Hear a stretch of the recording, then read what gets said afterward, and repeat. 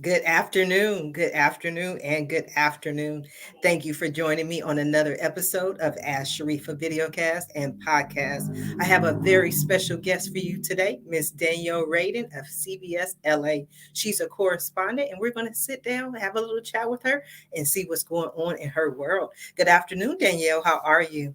I'm good. Thank you for having me on. Really appreciate it. How are you? I'm excited. I'm excited. This is a wonderful opportunity.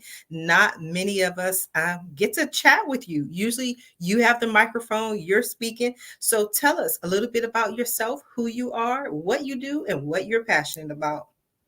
Oh, sure. Yeah. I have been a TV reporter for about 10 years now. So I've reported all over California from Northern California, Redding, Eureka, San Francisco, down to San Diego. And now I am at CBS LA. I am doing a lot of interviews, which have really changed during the quarantine. We used to do man on the street interviews with you and a microphone, and it's since changed to a lot of different Zoom interviews and new methods to do the news. A lot of us are doing it from our living rooms during the pandemic, which is very interesting, instead of in the studio. And it's just a really interesting career in the sense that you're constantly meeting new people. You are telling their stories. Every day you get to be an expert on something new. It just really depends on what's happening in the news. And I've been a multimedia journalist most of my career. So that means I am filming my own news segments, editing it myself, and kind of having full creative control in that sense. So it's actually a very creative role. A lot of people don't know. And it's a real passion. It's something that I look forward to, going to work every day and you know being able to tell people's stories. So it's been a really fun career. I can imagine. That's one of the things that I enjoy being able to tell people's stories. Now, I have a cousin who is a major news reporter in Columbus, Ohio. He's, around my age, but I remember him being 9 years old. He would walk around the house and he would interview people with a spoon and ask them questions. So everyone knew he knew that this is all he ever wanted to do. What made you decide to go into news? I was always writing from a young age. I actually wanted to be an author when I was growing up. I think the Harry Potter books got me really into that when I was 11. Um, and then I started just responding to Craigslist ads, for newspapers that wanted freelance content when I was a teenager. I just kind of Mhm. did that on my own. And then as I got into college, I started to realize that not a lot of people were reading newspapers anymore. It was kind of at the intersection where we were going towards digital news, but not Mhm. quite there yet. I don't want to give away my age, but so I started to get more into broadcast because I noticed that more people were looking at broadcast news as opposed to newspapers. Mhm. And then I sent my demo reel, which is just me on camera, out to 300 stations across the US and got rejected 300 times. And Oh, wow. yeah. Perfect 100%. Oh, yep, yep, yep. But I just kept going. I got some mentors. I did internships at San Francisco stations and asked them to help me refine what I was doing, and then finally started to get some job offers. Thought I'd have to go to Idaho for a little bit, but was luckily able to spend all of my career in California. And yeah, I just never gave up on it, even though I probably should have at some point, but with No, not 300 at all. rejections. Uh, CBS LA, if you would have given up, you never would have wound up there. yes, that's true, and it was always the dream to go to LA. I'm from LA, and my family lives here, and it's just been so great to be able to report in my hometown. Mhm. Wow, amazing. Now, my cousin, again, to reference him, he's amazing. But we always have this conversation. He says news reporters are always looking for news. They walk around, leave their business cards everywhere, trying to find the hot story. But on the other end, people like myself, people like our viewers, are always trying to get your attention. They're trying to jump up and down and say, hey, Danielle, notice me, notice me. But yet you're always looking for the stories. What are some of the things that interest you? Yeah, I do get a lot of pitches from marketers saying, we have this great new product you're going to love. You got to put it on the news. We have this new musician. He's got to go on the news. And it's got to have a news angle. That's what I Mhm. always tell them. So I'm general assignment, which means whatever's happening that day. And it has to be something that is newsworthy. So for example, you have your hard news. We've been covering COVID nonstop. If there's a wildfire, of course, we're going to cover that. But I always tell people who want to get the attention of news reporters, if you have a cool product, what is a way that would make it timely and make it interesting in the context of current events that a news reporter would want to cover? Because Mhm. it's one thing to say, I have this new lipstick. That's not necessarily a news reporter's job to promote. That's, a commercial or something like that. Now, if you Right. have this new lipstick and all of the proceeds are going to help the homeless population in Los Angeles, Mhm. that's something that's really newsworthy. That's helping the community. That's something that we can report on. So I always tell people, just try to put an angle on it that would grab a reporter's attention in the sense of, what is the headline going to be? You Mhm. know, what's so great about this product and how is it helping the community and how is it something that our viewership would want to know about? Mhm. Now, you've been doing this for some time and you've probably seen a lot of different headlines. Is there an example or story that you can think of where you were really impressed or really blown away? Like, wow, I have to cover this story. You went out, you covered it, and it really affected you, changed your life, or just memorable to you? Yeah, absolutely. Anytime that someone is doing something to benefit the community, it is really impactful. Mhm. I particularly like when kids are helping Oh, their yeah. communities. Mhm. If there are kids that are, for example, there was one child that was raising money so that his other fellow students could get school lunches Oh, because wow. he saw that they couldn't afford school lunches and he decided to he was selling stickers to raise money for that. So something that really benefits people in the community. And then on top of that, just I've covered um, earthquake victims, fire victims, anything under the sun that you could imagine. And it really does impact you. It stays with you for a long time when you talk to those survivors and hear their stories and realize the lessons that they learned from tragedies and how positive they remain after Mhm. that. And then just, all this, the community really coming together during COVID and helping each other out so that we can make this pandemic go away is remarkable. And I think that even though we've been so isolated and in quarantine, we're actually more connected through the kind deeds that I've been seeing people do in the news. So yeah. Mhm.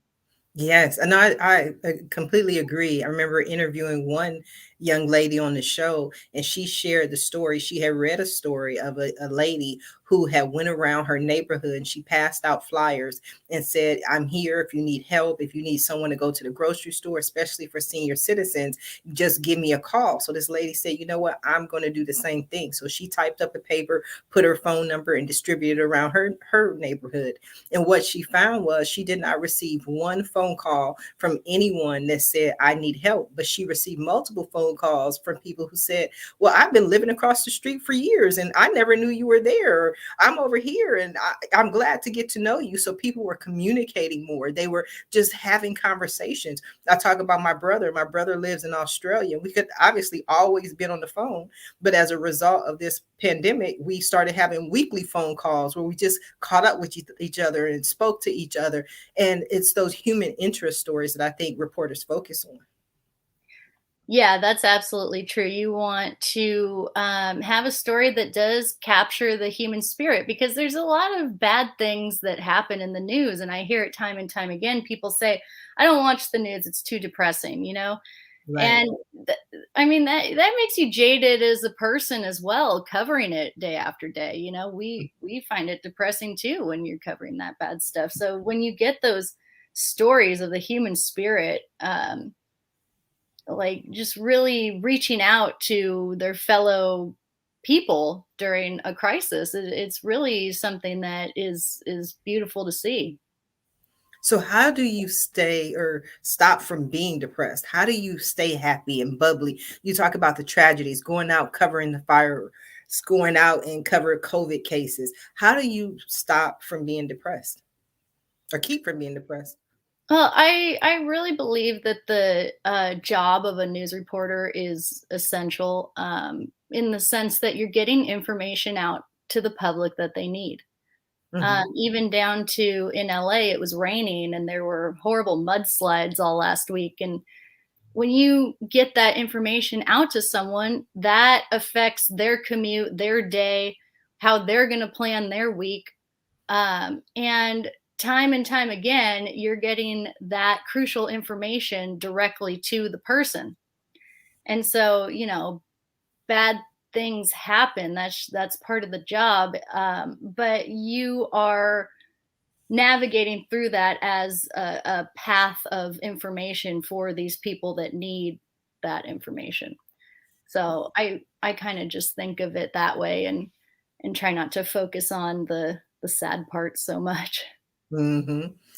Now, one of the things that others have seen is with COVID and everything that's going on with COVID, some people consider this as being one of our most divided times in history ever. You have the battle between the maskers and the non-maskers and the vaccinated and non-vaccinated, and everybody has the absolute truth, or their absolute truth of what to do. Do you ever find it difficult to report the news when you may sometimes or disagree with the information or have a different perspective on the information? Oh yeah, absolutely. I mean, I think that it's made my job harder just in the sense of getting people to talk to me. Mhm. For example, when I first started as a reporter, you know, I was working for a ABC affiliate, and people were really excited. Oh, the TV news! I'm going to be on TV. You know, they loved it. Well, it's shifted since then to, well, you're fake news. I don't want to talk to you. Right, right. Um, and so that makes my job a lot harder, especially when I have deadlines that I need to adhere to. I need to talk to 5 people by 4 o'clock, and nobody wants to talk to me. And it didn't used to be like that. That makes it harder. Now, as far as bias within the news, I always tell people as a local news reporter, I don't care what your opinion is one way or another. I'm just Mhm, trying to get the facts out there. I don't get a pay raise if I change your opinion on something, you know? And I have my personal opinions, but they really don't matter in the sense mhm, of getting the facts out to you in the most efficient and quickest way possible. So I always try to keep my biases to myself and try to remain professional. Some reporters don't. And then mhm, some other, you know, commentators, it's their job to change your opinion, like on a mhm, CNN or a Fox or something like that. But as far as local news, I tell people that you can trust local news still. Maybe not national news. Maybe that's become extremely biased. But local news, we're just trying to get the information to you, mhm. most of the time. So, yeah, it's I've definitely seen a shift in people's perspective of the news, which definitely makes my job harder. Right. Fake news, fake news. Fake That news, fake expression news. became very common during the presidential elections. Everything was fake news. But then you have this transition. You go into a global pandemic. You're now on Zoom. Was that an adjustment for you as opposed to being out, being able to talk, being able to reach, being able to connect with people as opposed to just sitting in front of your computer screen? Yeah, it was such an adjustment at first because when you have that one-on-one time, especially when you set up an interview with someone, you're invited into their home. You're talking to them in person, and you're getting that emotion from them that you just can't get over Zoom. It's a Mhm. lot less personal than it used to be. At the same time, it's a positive because you can interview a lot more people than you could before. I could interview a doctor on the East Coast now that I didn't have access to before this whole shift to the Zoom interviews. Mhm. So it has its pros and cons. Are you still doing interviews via Zoom? I am, yes. Oh, Yes. wow. Are you looking forward to being back out in the field? Um, yes, in a safe way. I think that it's getting to the point now where it is safe. Mhm. And it's okay to interview people in person, and a lot of reporters do. It's really just what you're comfortable with and what your station rules are. So, yeah, definitely. You're just not there yet. Now, as a news reporter, and you talk about a lot of people wanting to speak to you, then other people saying, no, that's fake news. I don't want to have a conversation. Do you ever think about anyone that you just would love to interview? Oh, yeah. Definitely. I would like to interview every president that ever was. That would be interesting. All of All of them. You're not picking favorites. I don't know who a favorite might be, but I mean the whole list. The Why the whole list. presidents? Living and dead. No, just kidding. I've only ever interviewed Bill Clinton because he was in Redding, California. Uh, Okay. but but yeah, presidents. I'd love to interview some of my people that I love as a reporter. I think it would be interesting, like Barbara Walters or Mhm. um, like a Diane Sawyer. I got to interview Lester Holt one time. That was really Oh, cool. wow. Wow. Yeah, he was really nice. How did And you interview then with President Clinton? oh, he came to Reading to campaign for Hillary during the Okay. election. Okay. And I got to ask him some questions about the drought. Okay. So, because that was a big issue at the time. So that was really interesting. But it's funny when you interview politicians, even like a mayor or a senator, because it's kind of like, what are you really thinking? No, I You- know exactly what you mean. I have friends that are not even in politics, and I will say, "You just gave me that politically correct answer, that safe answer. I don't want the politically correct answer. I wanted the hard truth, the hitting right? truth. So Yeah, not the safe answer." yeah, and you're never gonna catch those people off guard. So No, we'll don't never don't know. even try. Don't Yeah. even try. But it seems like you have an interest in speaking to politicians and getting into politics. I want to go back to this interview because I'm just in awe of being able to sit down and speak with President Clinton. Before you had this interview, was there a list of do not ask these questions, or these are the pre-approved questions? How does that work? So if it's a sitting president, absolutely, you only have certain questions that you can ask. You can't go off script or anything.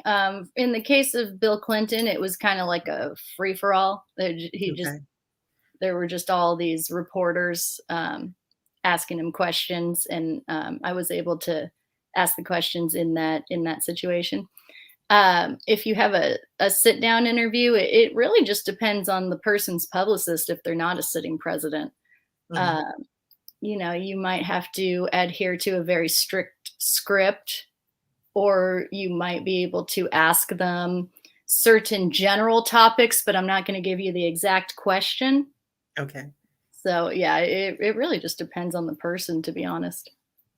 Do you ever feel like you want to ask a question to anybody? It doesn't have to be a President Bill Clinton or anything, where you just like, I want to ask this question, but I don't know if it's appropriate, or I don't know if it crosses the line. Oh yeah, and so I just leave that question for the end.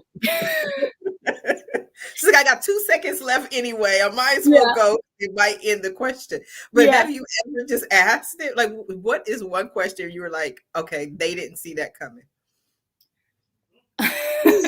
I'm gonna give you a minute to think, because this is fun. To be able to interview an interviewer, that is Yeah. incredible, because what you're doing is something that I've always dreamed of doing. It's the ideal opportunity to sit with people, and just, that's why I host my shows, because I can ask whatever it is that comes to mind. And so some people have to be careful.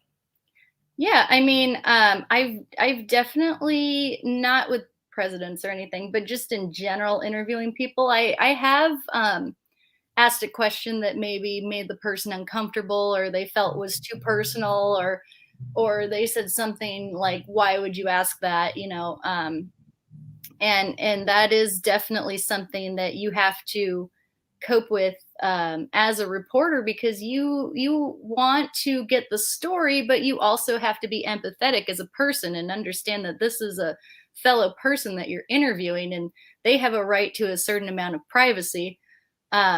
But if it's a very important piece of information for the story, then I'll just ask it and say, like, hey, this is very important for our viewers to know for X, Y, and Z reason. And then they can have a decision at that point whether or not that's something that they are going to answer. And if they don't feel comfortable answering it, they can just say, I'm not going to answer that. And we move on from there. But luckily, I've never had someone just up and leave from an interview, Jerry Springer style, or try to throw a chair at me or something. That's a whole different show. That's not CBS LA. Yeah, I don't know. But sometimes those are the best shows. I like Jerry Springer. right. I actually more Maury Povich than Jerry Springer, but it's just the idea of getting to the truth. I want the truth. And so often, speaking of publicists, they give them information. It's so scripted. This is what you need to answer. This is what you need to say. And sometimes those scripted answers don't get to the heart or to the truth of what people want to know. And so it must be interesting to sit in your chair and to be able to make that determination.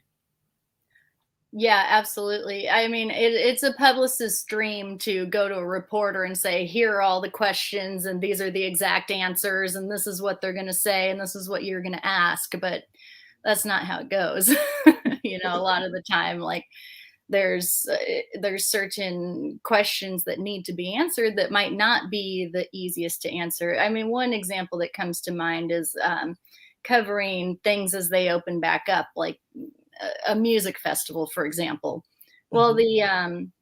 the organizers of the music festival want the promotion of being on the news. Oh, come to our music festival. Everyone should come, buy tickets. Well, I'm wondering, what are your COVID protocols? Right. What was the outbreak numbers at the festival last year compared to this year? And those hard numbers that they don't want to answer, but are important for people who are trying to make a decision of if they should go there or not. So sometimes there's definitely some pushback when the publicist wants what you might call a fluff piece. Uh, Right. but we don't adhere to that, because again, we're not a commercial. We're the news. Right. So, so. Right.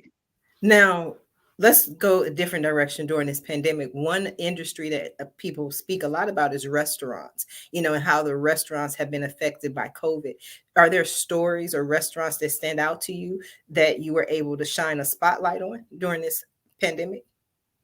Oh yeah, yeah. I interviewed a lot of restaurants. Uh, Part of my time during the pandemic was down in San Diego, and just so many restaurant owners struggling to get through the pandemic. And not only that, struggling with the after effects of meat prices increasing. Right.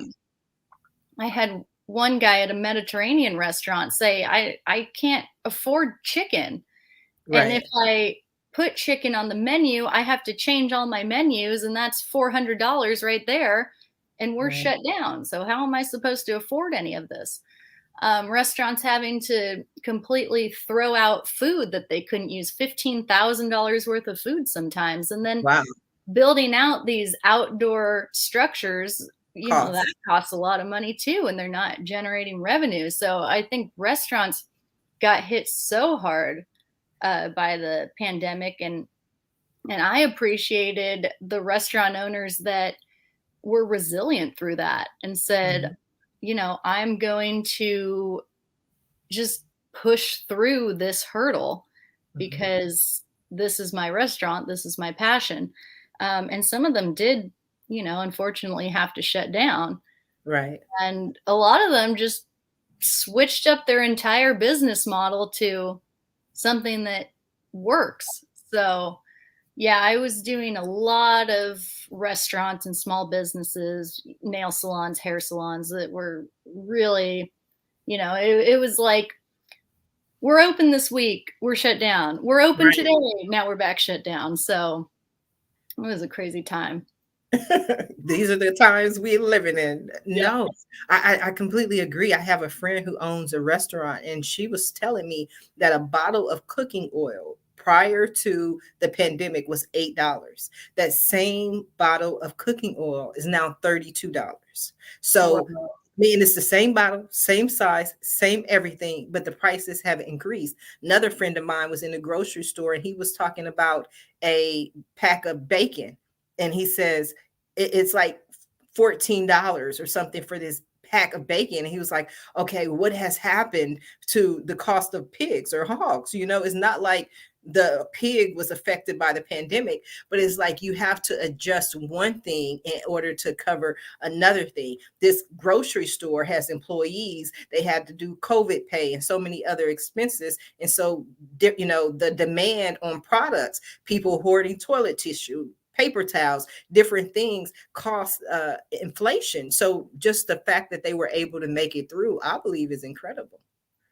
Yeah, that's true. It's like every single sector of the supply chain got hit in some way. And that reflects not only on the business owner but the customer too, right? Like I don't know how many times I've been looking on Yelp and said, oh, I want to go to this restaurant because it says they have the best oysters, and then you get there, oh, we don't sell oysters anymore, we can't Right, do shellfish anymore, it's completely out of the question. right, So it was every single person in the supply chain, including the customer, got affected. And right. it's just a matter of, yeah, like you said, how are you going to cope with that?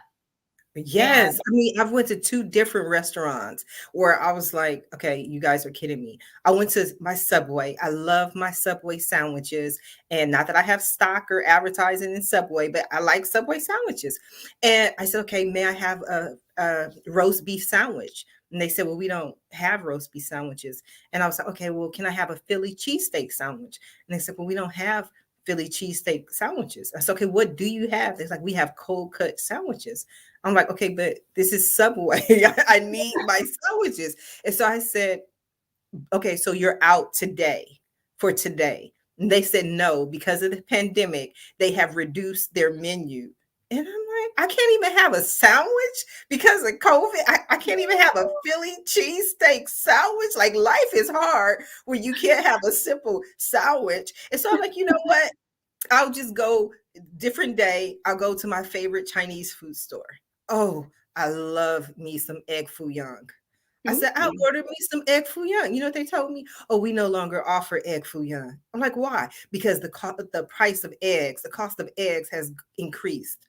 So now I can't have a Philly cheesesteak sandwich. I can't have a beef sandwich. I can't even have egg foo young because these times that we're living in. yeah, and it almost feels a little bit like a slap in the face, right? I mean, you don't blame the business owner, but it's like, Right. oh my gosh, I've already adapted myself so much, and now I just want my roast beef sandwich and I can't get that.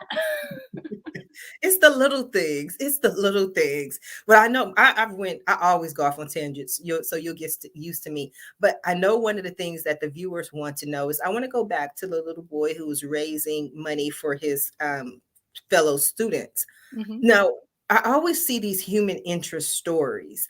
Now, did the little boy, and not this specific person, because I don't want to talk about him, but just in general, is this a situation where he has a publicist, or how would you find a story such as his? So a lot of times with these human interest stories such as that one, it's on social media. Somebody posted on a Facebook group or on Twitter, like, look at what this little boy's doing. Here's his GoFundMe page. This is so heartwarming. And we have a team of people who are called assignment editors, Mhm. and they are constantly monitoring social media, going through the news tips. Sometimes the parent will write into the news station and say, "Hey, look at what my son's doing," and we say, "That's really cool. We're going to send a reporter out there." Um, so there's the assignment editors, there's our news tip section, and then there's reporters just living in the community. Maybe a neighbor mentions it to a reporter, and then she says, "That's a great story. I want to go cover that," pitches it to the news director, or the news managers, and then they give it the green light. So it really just depends. When it's a random act of kindness like that, that's not an organized nonprofit. There tends to not be a publicist involved unless it's just gotten so big. For example, there was another little boy that was collecting shoes, for the community, and he collected so many shoes that it just kind of blew up, and it got to the point where he did need like a publicist to kind of manage it and get more shoe donations and things like that. But that's pretty rare. Most of the time it's word of mouth. And if I encourage people, if there is a story like that of people doing good deeds in the community, I mean, like, post it on a Facebook group, or even send a tip to your favorite reporter on Twitter or something, because we're always looking for those stories. So there is a good chance that it might be covered. One of the great ways I've seen to get media attention is to follow a specific reporter on Twitter.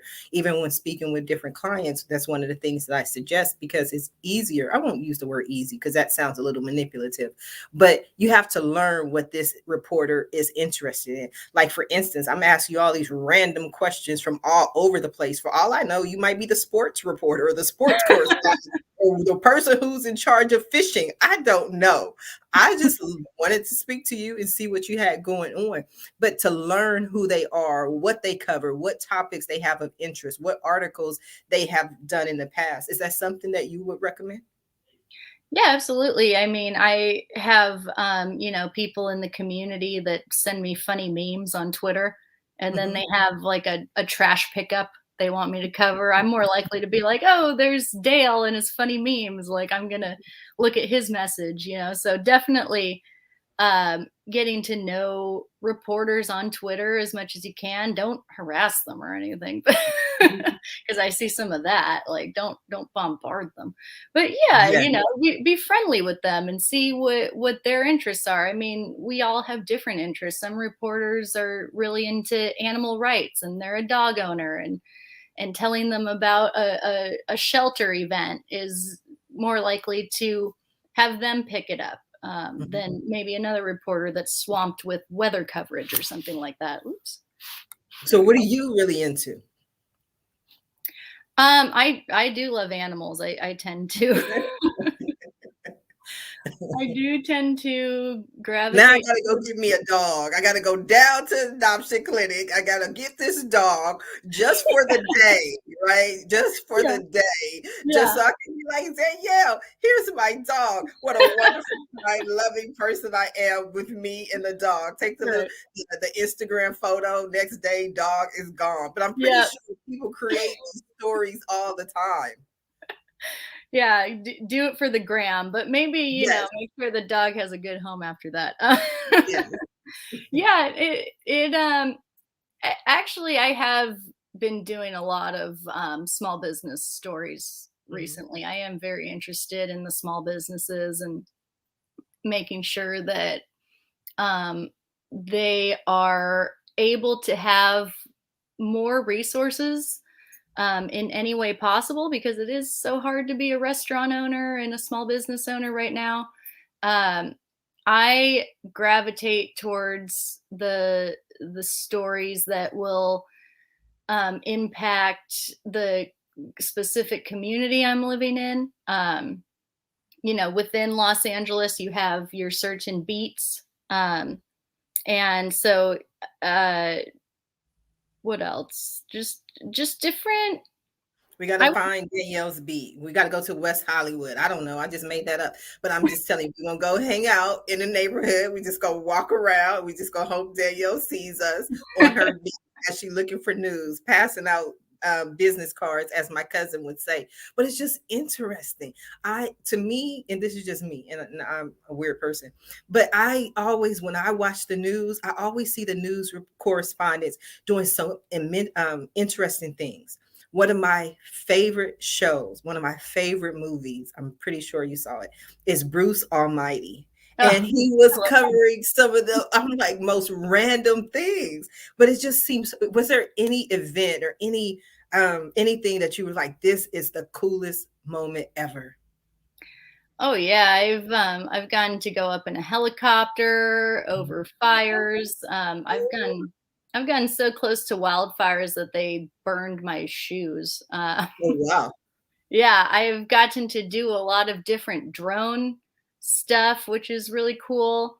I've gotten to report on boats, on uh, rides, roller coasters, Oh, on horses, live on a wow. horse, on a whole bunch of different stuff that makes you say, I would have never done this otherwise if it weren't for my job. And this is really cool. Yes, but I'm sure there are other experiences. Okay, so do you get your assignments basically for the week or for the day? I'm learning this whole process now because I'm pretty sure, like for me, I'm not a horse person. I would be like, that's too much like exercise. I'm not going to do that. But like, do you know in advance? Okay, Danielle, on Thursday, you're going to be on a horse. Uh, it's never really in advance. Every now and then it can be in advance, Mhm. but it's mostly day of. And so I have gotten into situations where I come into work in a sundress because it's sunny in San Diego, and they say you're going to go cover the snow, and I'm like, oh, I'm going to be really cold today. So I'm you like, kind I'll of, be right back.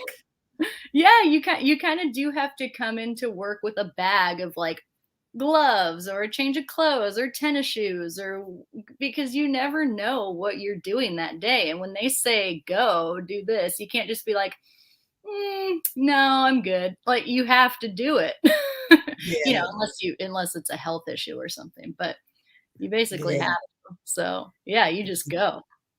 That's probably why I can be a news correspondent, 'cause I'm like, I don't know. I Yeah, don't really like heights. I like my feet planted right. right on the ground. I don't like horses. I don't like they be like, "Sharifah, you got a list of what you don't like. You have to, this is your job. This is what we pay you to do." Like, no, I'm not gonna do that. I don't think so. This is wonderful. I have learned so much from you. It has been an incredible experience. I know you're busy. I won't hold you for too long.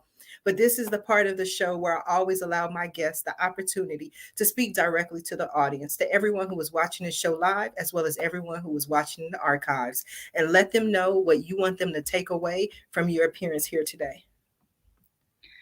I would like you to take away from this appearance that anyone is able to get on the news. If you have a passion or a product or a service or something that you are passionate about and you feel like I need to get the word out there, but I don't know how, it's just all about your rhetoric. It's all about sending that email in a way that captures someone's attention.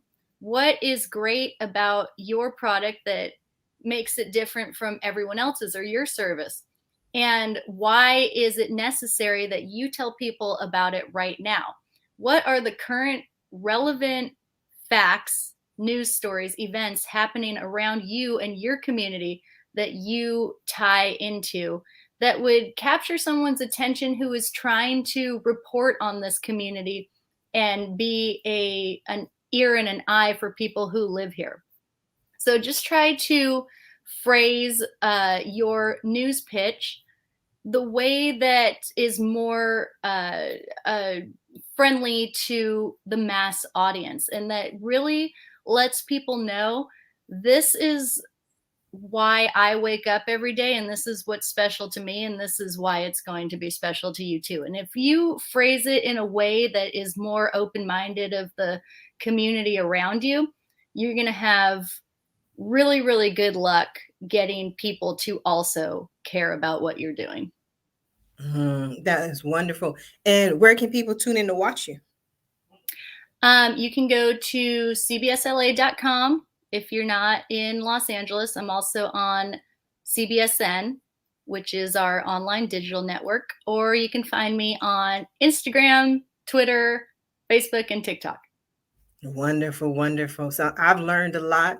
I have a Black Chamber of Commerce Job Fair and Business Expo for June 11th. So now I know how to approach it to get the word out about creating jobs in the Long Beach area. So I'll keep all of your thoughts in mind. You have been an incredible guest, sharing your information, sharing your stories. I am so honored to have you here. I want to thank you for being a guest on today's episode of Ask Sharifah Videocast.